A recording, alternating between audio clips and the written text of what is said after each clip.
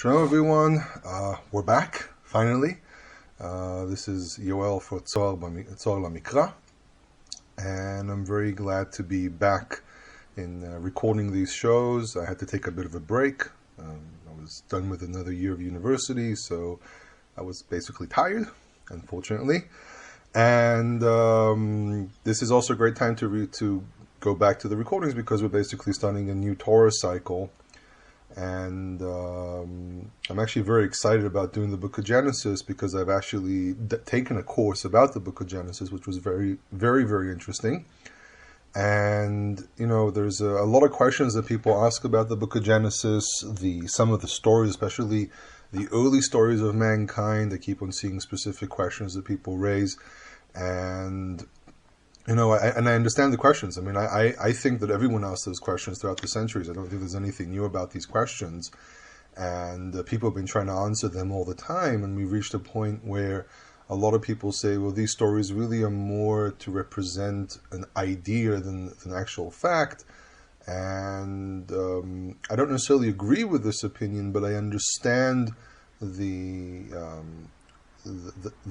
side of this when you have these discussions about the early stories of Genesis, because we have to remember that these stories were written many years, if not centuries, if not millennia after these accounts, and really because there's an overall message in the Book of Genesis. I think that we're not dealing with attempts to present facts. We're here to present facts with an idea behind them. So was there an Adam and Eve? Well, if we believe that there's a creator, then we have to say that the answer is yes. On the other hand, the exact details of what was given to us about Adam and Eve were presented in a very specific light. So on the one hand, we're dealing with what I consider to be facts, but on the other hand, we're dealing with an ideology, with ideas, with metaphors, and so on. And one of the first things that comes up all the time when people discuss the stories of Genesis is the relationship these stories have with other stories that exist in other parts of the Bible, other parts of the Near Eastern world, and creation stories and so on. And I have to say something like this. We actually had to study a lot of the creation stories for this course, and I read a lot of these original sources. What's really interesting is to read these sources when you read them in Hebrew, because Hebrew is much closer to Akkadian, then the stories make a lot more sense. I mean, I actually have the stories in one column in Akkadian, because you have the Sumerian stories, but Sumerian is not even related to Semitic languages. But you see the Akkadian versions of these stories, like the Akkadian version of the Enuma Elish, the Akkadian version of the Gilgamesh stories, and so on. And you can actually see, first of all, we know as a fact that these stories were slightly altered in each layer, because we have earlier layers and latter layers of how these stories were written, and we can see that there were a lot of variants of these stories as well. But what's very interesting, one of the things that's pointed out is that the way the Bible describes these stories is very, very different. But let's start off first of all with the relationship between these stories. Because these are creation stories and everyone's telling more or less the same story, then we have to say that there's something to it. The moment there's a rule in history. We'll use it for a moment here, one of the tools that you learn when you do a degree in history, is that when you compare different sources, what you do is each source comes from a different writer. And writers sometimes might base everything they say on this one source, or that there can be several sources for the same story. And what happens is that when we look at these different versions of, say, an account of something, what we try to do is first of all see what's similar and what's different between these different accounts. But the first thing that we assume is that all the accounts describe something that actually happened. So when I say, for example, take the story, this was a very interesting thing we had to read, when I take the story of the crowning of the first Merovingian king in the 6th century, of Clovis, the first Merovingian king, the person who really started Europe as we know it, we look at the different versions of the story of the crowning, and we find variants where they're all telling more or less the same story. It all happens in the same place. It all happens with more or less the same characters. It all happens with at a certain date and so on. But then, for example, one variant will tell you that he entered on a certain date, or another place they'll say that he entered entered Rome at one date, and then he was done in front of 3,000 warriors, or those warriors didn't exist, and so on. So in every story, you always have legendary parts, while you have the actual facts. So first of all, when we deal with the creation story itself, there's an agreement between all the different sources. All different sources say there is a creator. It doesn't really matter who the creator is at the moment, but they all agree that there's some kind of a creator. And that there was some kind of primeval mankind, some early version of mankind, and that developed into who we are today. But then we start stepping into the massive differences. Now, the question is why these differences exist. Are these differences out of ideology? Or are these differences basically saying, no, you got the wrong version of the story? And this is a very difficult question to answer. But I do want to point out something very important. The main point here for me is not trying to validate the Bible or not, because I come from a point of faith, so I say it's real. But my point is to deal more with the arguments that certain people make about the Bible, which I have to present as a falsehood. And people keep on saying, oh, this was copied from here, this was copied from there, and so on. So let's deal first of all with the creation story. The narrative of creating in 7 days, I haven't found anyone that takes a narrative like that. The idea of creating order, we find variants of that. But what's interesting is that Genesis does not present a story of a struggle between good and evil. People always talk about the creation story, the Enuma Elish, the Sumerian/Babylonian creation story. That creation story is very, very different. The Marduk has to battle Tiamat, who's a representative of evil, and so on. So yes, we have Tiamat and Epsu both represent water. Tiamat, salt water, Epsu represents sweet water. So we have the element of waters in this story. But that doesn't mean anything. It doesn't mean that someone sat down and copied and said, oh, look, I'm going to take this concept of water and present it here. No, what the Torah describes is that there was water on the face of the earth, and the water had to be removed. The element of the struggle between good and evil is completely and utterly diffused in the story of Genesis. There's nothing to even hint to this. Then people argue, but what about the other descriptions you have, for example, in Isaiah and Job and so on? But that's a different discussion, because it might be that they were borrowing ideas to present for listeners in the ancient Near East to say, listen, I'm going to take your mythology, but what I'm talking about in your mythology are characters who actually live today. So, for example, if we have a crocodile who's in the sea like Pharaoh, it's a hint a bit to some primeval beast that might have existed, but they're really talking about Pharaoh. There it's very, very blunt, but we have other places where, Atar itzasta Rashei Leviathan, you crushed the head of Leviathan. Okay?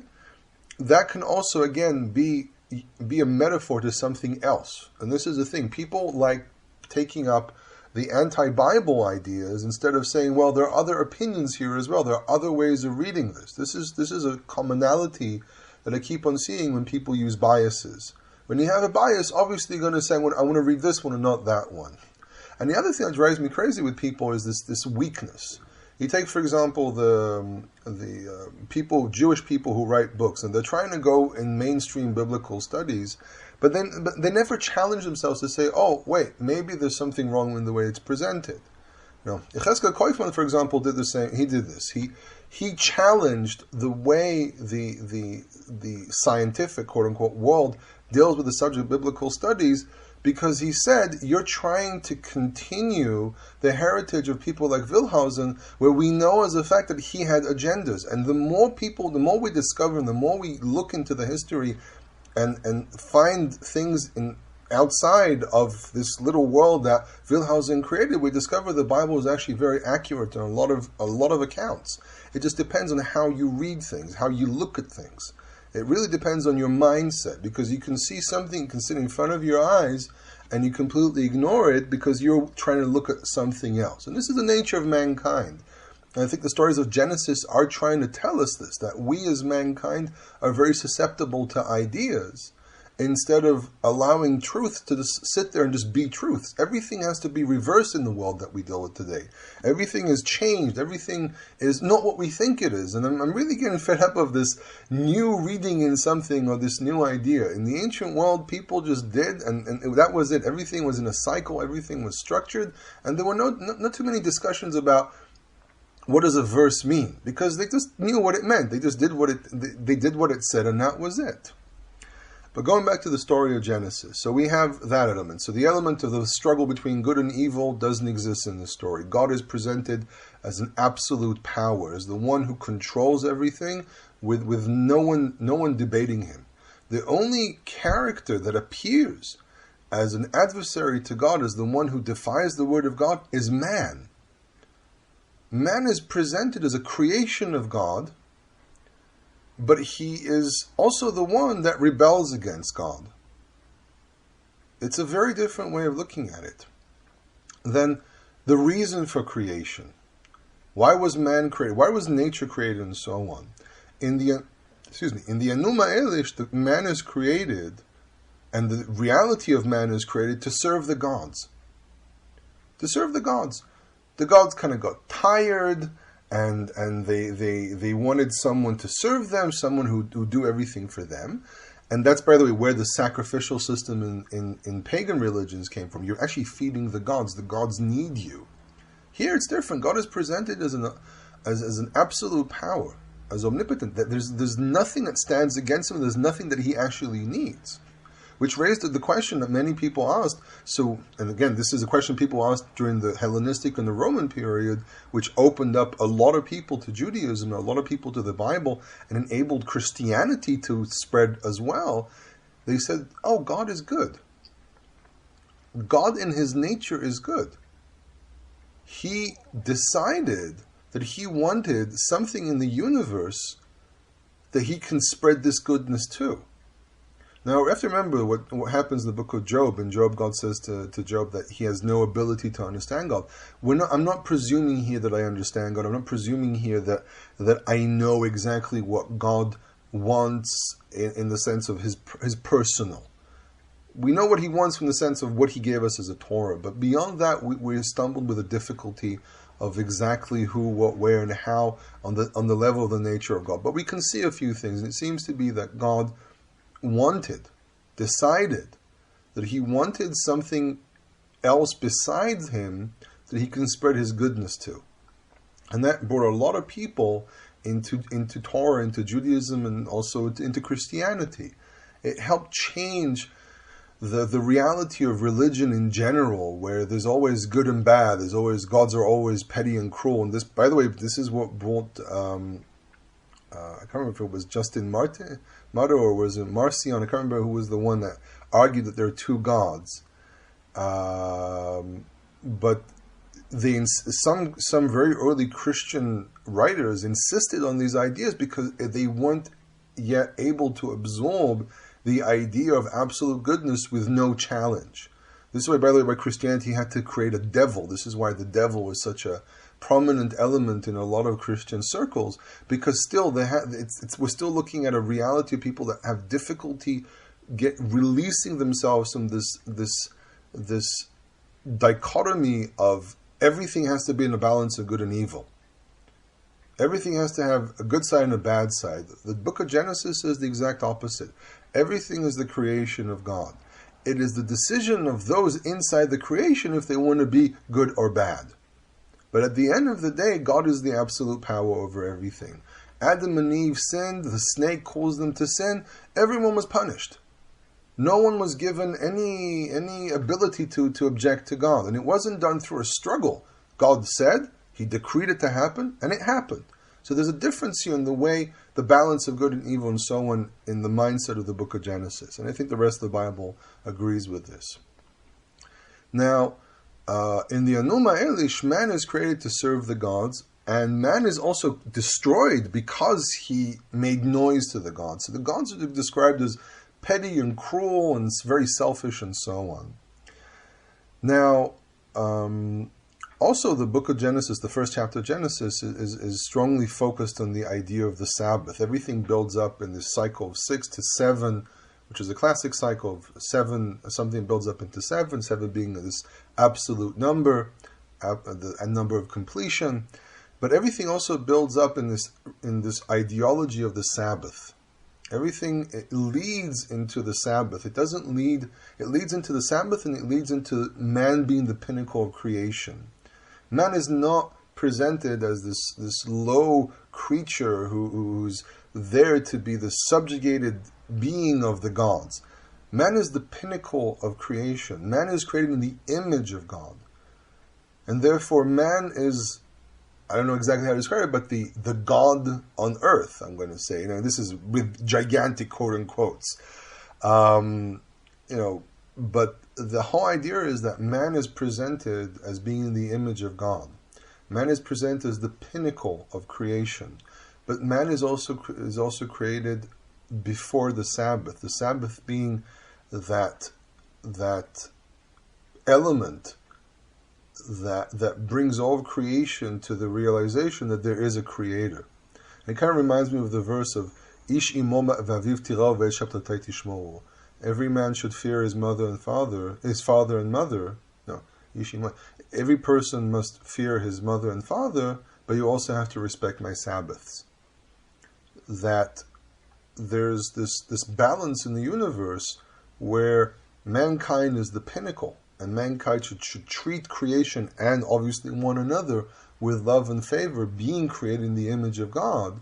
But we have to also remember that God is above everything, and therefore if man strays away from what God told him to do, then God has to intervene. The concept that there is an absolute power, and it always brings me to this discussion about man deciding things, and today with the reality that we have, that people do whatever they want, you have people doing absurd things, sometimes people completely reversing the world, and it always brings me to this concept that mankind is like a child, and Adam and Eve are presented like children. Adam and Eve are presented as if they're children, as if they're growing. There's this idea that Adam and Eve were sent away from the garden not as a punishment. Now, this is not necessarily exactly how the Bible intended to present it, but there is an idea that started showing up in the 18th century that interpreted the story not necessarily as being a punishment, but being a way for mankind to redeem itself. That you're sent to an exile so you will be educated in how to behave. Now the thing is, we don't really know how long Adam and Eve were actually in the garden. They might have been there for thousands of years. We have no way of knowing. And that the mistake happened much, much later, that they were around there for a very, very, very long time. And this happened many, many centuries, not millennia, after they were actually created. And that sending away from the garden has an element, this is how they claim this, that there's an element that because God gives them clothing, He doesn't just throw them out. He gives them clothing is a sign of, I'm not completely and utterly angry with you, I'm upset, you've done something, and I have to, as a parent, have to react to what you did. So I'm sending you away, but I'm not going to send you away with absolutely nothing. I'm going to send you away with some clothing. So you also remember, there is a Father. He is waiting for you. So mankind is basically still in a process of learning to become a grown-up, learning to respect one another. And unfortunately, not everyone has come to this understanding. Not everyone understands that we just need to respect one another, and that's how we can... Because the thing is, that the moment we decide to put our grievances aside, suddenly we flourish. The moment we decide to work together, we flourish. Take the example of Spain. Spain in the early medieval age was a land of philosophers. Jews, Christians, and Muslims lived side by side, and no one had any difficulty with one another. All it took is a spark of jealousy, which is really a childish element. And we can't argue that most of us do have a jealousy of one kind of the other. And think about what it does to us. It makes us childish. It makes us lose this will to be with one another. And in theory, a grown-up is supposed to control his jealousy, he's supposed to control his anger, and so on. And I would say that God is just waiting for us to finally realize that we just need to live side by side. And when we live side by side, the world flourishes, the world develops, the world has the ability to grow and become healthier. And that's one of the ideas that some people present, that the story of the expulsion of the Garden of Eden is not all bad. It has positive elements in it. So it's an interesting idea that was presented before me in some of the classes that I've taken. What other differences do we have? Really, there are a few other points. Also the story of Noah, we'll get to that next week, I'll point that out as well. But the creation story here is very, very different. Another, and I'm only giving the tip of the iceberg. I'm saying go out there, there's a lot of information, there's a lot of stuff to read. Don't fall for everything that's shown mostly on the mainstream of information that's presented to the common reader. There are so many books, like the JPS Study Bible, the Jewish Study Bible, or 101, I think it's called 101 Myths in the Bible, or something like that. These are books which are written with, we're going to say, a suck-up to the academic world. And I find it very appalling that the other opinions are hidden. It's the exact opposite of the concept of academia. The original idea, when the Renaissance of thought came to mankind, and people started thinking, the idea was that we're going to allow people to think and express themselves, and if they can prove what they claim, we accept it. But it's amazing that when it comes to the Bible, everything gets buried. It's amazing when historical facts point out to inconvenient realities, they're buried.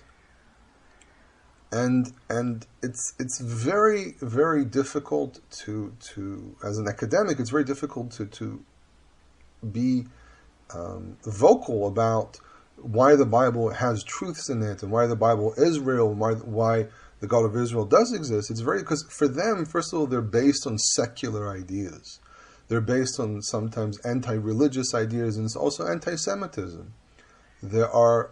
We know as a fact that people like Wildhausen, Gretz, and so on, these were people that deliberately developed an anti-Semitic approach to biblical studies. There's several papers that I've read that actually quote the people who did this. They've quoted them from their books, or they've quoted them from a lecture they gave early on, and they cemented the ideas of how people study biblical studies, and people fall for this all the time. I for example, wrote a paper about the document hypothesis. And I wrote a very, very long paper about this. It was much, much longer than what my professor wanted us to write, but I had to write it. It was about twice the size, and I had to write it, and I wrote an apology saying, I'm sorry, but I had a lot to say about this. And she had no problem with it. She actually, it was pretty amazing, because she read it, and she said, yeah, well, we can argue some arguments against what you wrote here, but what she was very impressed with is that the fact that I took a very, very academic approach and explained why I think the document hypothesis has a lot of issues with it. And she told me that there are many, that she actually said that what I wrote was written by other people that I've never heard of, and in academic circles, these arguments are accepted. But what comes out, what you actually hear in the general public, you don't really hear what's going on inside, which is very sad. It's very, very sad. Well, there's so many things to say about Genesis, just Bereshit. There's so many things to talk about. Another very interesting thing that comes out is that the years people lived, all these many, many years that people lived, it's a very interesting thing that we find a very similar element in what's called the Sumerian king list, what kings lived there. There the number is like tens of thousands of years, but the idea of people living a longer life is something we find in the ancient Near East as well. And again, we have to remember that this balance with the ancient Near East is something we have to be very careful with. The fact that we find something in the ancient Near East doesn't mean we have to jump out of our seats and say, oh, look, it proves the Bible. We have to be very, very careful with that, because also people shared a lot of things. So something actually, those who do read my Facebook feed, I did point out the fact that there's an element of sharing. Cultures shared a lot of things. And what it seems to be is that the Bible, the Torah, is actually giving us what it perceives as being and what I agree with this, what it perceives to be the original story. It diffuses the mythological elements. There's an interesting quote by Shmuel David Luzzatto, who was an Italian commentator on the Bible. He wrote this really wonderful book about the Torah. And he wrote another one about the book of Isaiah, a very interesting book as well. I was actually able to put my hands on these books. The one in Isaiah is a little bit rare. And there's also a very rare book about his commentary on the rest of the prophets. And what was very interesting there is he pointed out many, many years ago, in the 1800s, he pointed something out that I think scholars took him almost 100 years to admit to this, is that the Bible diffuses the mythological side of things. That he says that many of the gods, many of the pagan gods might have might have actually been people that myths developed around them. And he said this at a time where astrology and Egyptology and so on was really only beginning. And he already picked up on this idea that men became gods. And I remember listening to a lecture about pre-dynastic Egypt. We're talking about 3000, what's known as 3000 BC, before the times of Jar, the first pharaoh. And what's interesting is that Egypt iconography always depicts the kings as gods. That really the first gods of mankind were just human beings that were presented. I mean, some of the earlier representations of gods, let's put it that, because in some cases things are depicted as actual gods, but a lot of the specific gods, the gods that belong to like specific activities of mankind, not creating gods, but gods that are part of agriculture, of different types of Freemasonry and so on, were all just people. And he kind of goes like, oh, this character really is the one that came to become Apollo at one point, and so on. And he said these are just human beings that became gods. And he was on to basically two things: the fusion of mythology and the something that at least that Egyptologists came to the understanding that many of the gods were really just humans, were just really people that became gods. Here, the Bible doesn't have a history of God, because the God of Israel was never a man.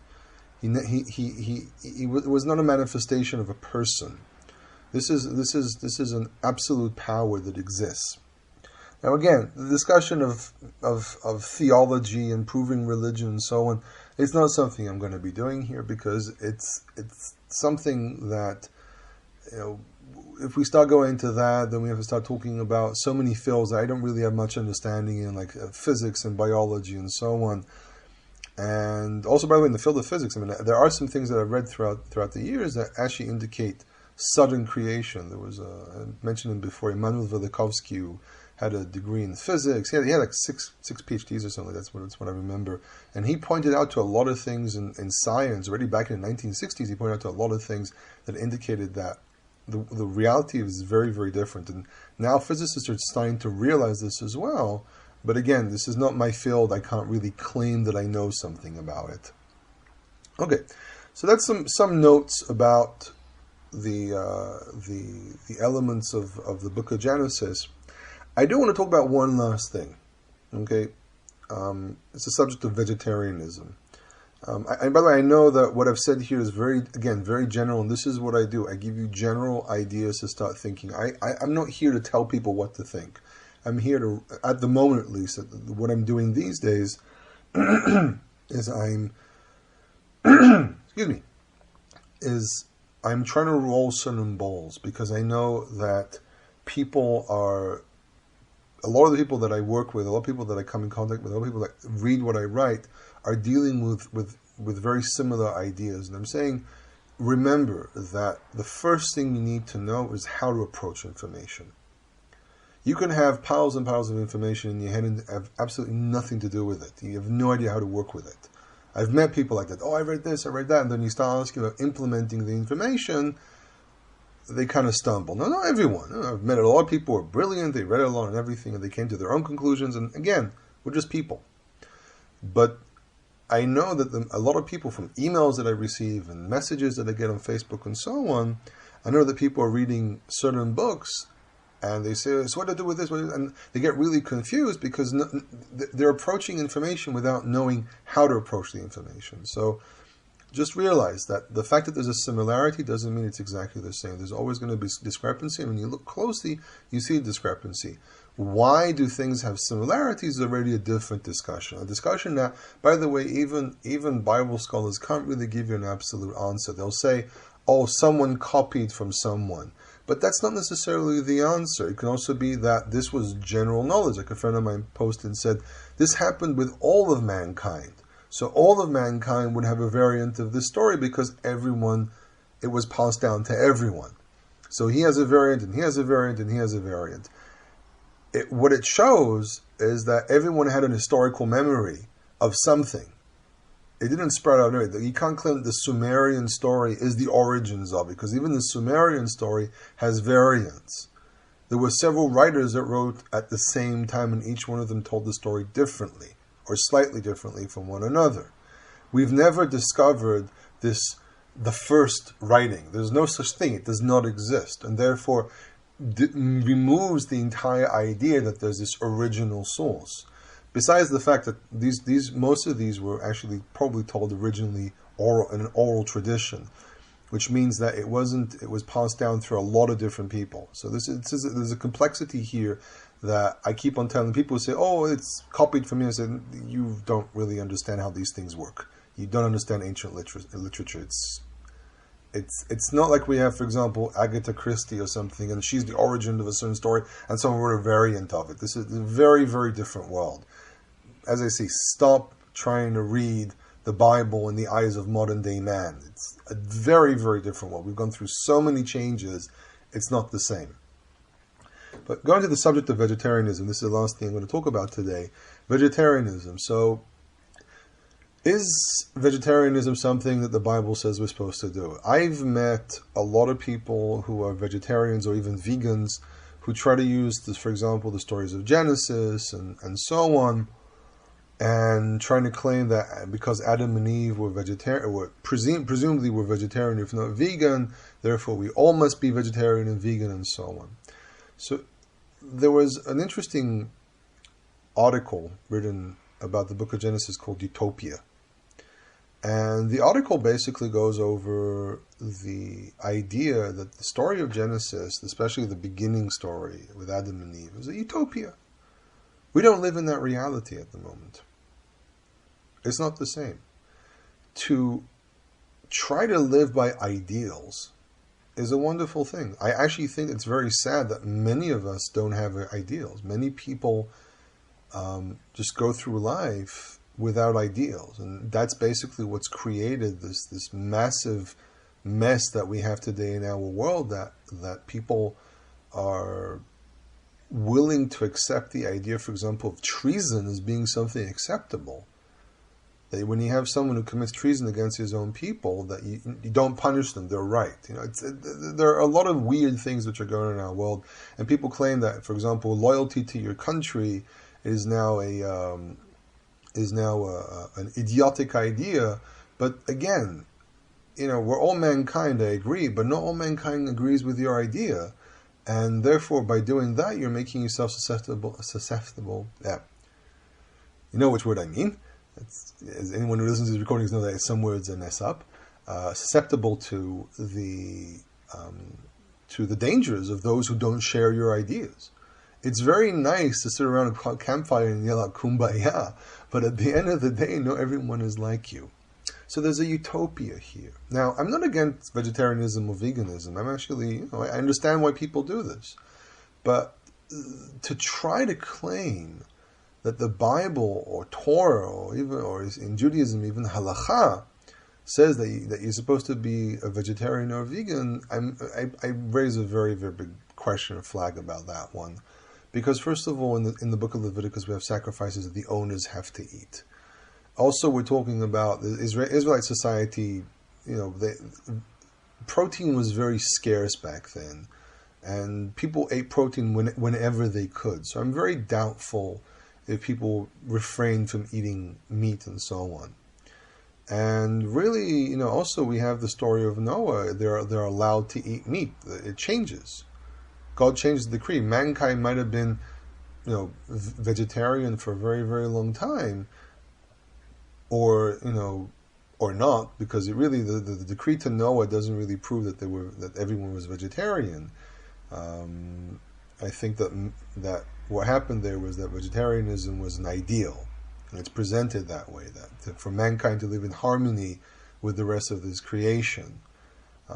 I don't like what they try to present in the Noah movie, where Noah's presented as kind of some kind of quasi-vegetarian, and in the camp of the evil humans are all eating animals and so on, and butchering and so forth.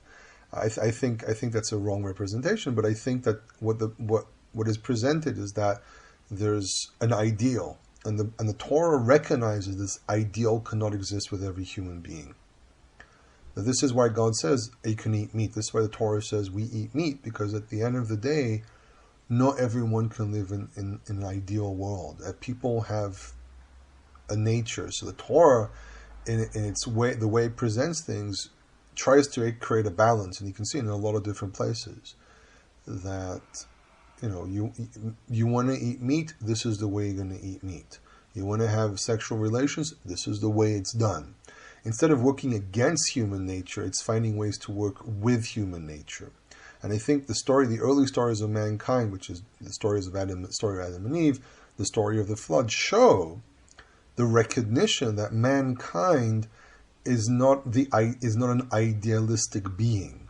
That some of us can be idealistic and some of us not. So if a person wants to be a vegetarian or a vegan, good for them. I think it's a healthy mindset. But on the other hand, to tell people, the way of the Torah is to be a vegetarian or a vegan, I think that's a stretch. I think it's a stretch. I think that God in His great wisdom has created a lot of plant-based foods that we can eat that will sustain us in a great manner. And I think that the infinite wisdom of the Creator has given mankind ways of working with these products to produce the maximum efficiency of these products. But then the Almighty in His great wisdom also recognizes the weaknesses of mankind and says, I'm also going to allow this. So yes, it seems to be that there's this early stage in humanity that people were vegetarian, at least some people were vegetarian. But I don't think the Bible presents this as an ideal. I think it presents it as a type of reality that human beings lived in for a while. But I think the Torah did not present this as an ideal, because the Torah also recognizes the nature of mankind, which is really a theme that I find in the Torah in general. And I think the first stories of Genesis support this. That I think that the first parashot, Bereshit and Noach, are really there also as a discussion about mankind in general. So with these thoughts, I'm going to wish everyone a Shabbat Shalom, and I hope you enjoyed this. I will be glad to hear people's responses. Please respond. Please send me emails. I'll be very glad to have discussions with people about this. And as I said, general ideas hopefully will be developed in the future. Shabbat Shalom.